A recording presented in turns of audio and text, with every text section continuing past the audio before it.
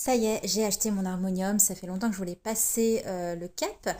J'en avais un peu marre de la Shruti Box, je me sentais pas mal limitée pour les cercles de mantra, mais j'ai jamais fait du clavier. Je suis chanteuse à la base, mais pas du tout musicienne et j'ai toujours trouvé ça hyper dommage. Bon là, vous me voyez galérer très clairement, hein, c'était un peu la galère, mais bon, au moins c'était bien emballé, hein.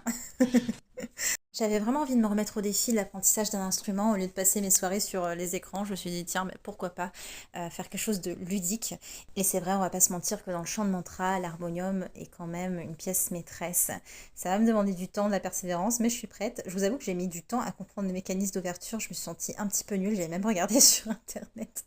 Puis j'ai trouvé la solution. Vraiment, je me suis sentie un petit peu bête. Mais bon, ça va. La première chose qu'on fait quand on reçoit un harmonium, alors là j'ai choisi un modèle portable, un peu en forme de valise, j'aime beaucoup, c'est beaucoup plus facile. Comme vous voyez, il s'emboîte en fait.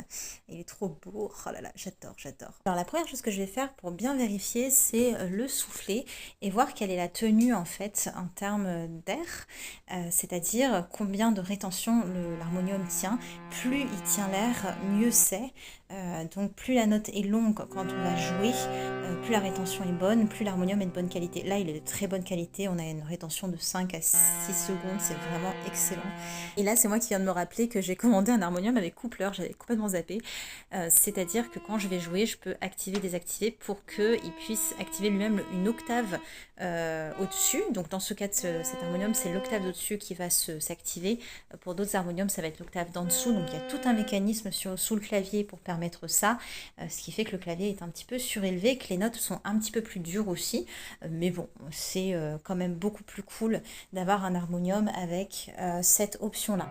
Donc, autre chose à faire qui va être déterminant, c'est d'aller tester les notes. Là, j'ai repéré une note qui buzzait. Ça arrive souvent dans le transport que les lames à l'intérieur bougent pas mal, donc je sais qu'il va falloir que j'arrange ça. C'est pas si compliqué, mais ça demande voilà, de comprendre un peu la démarche.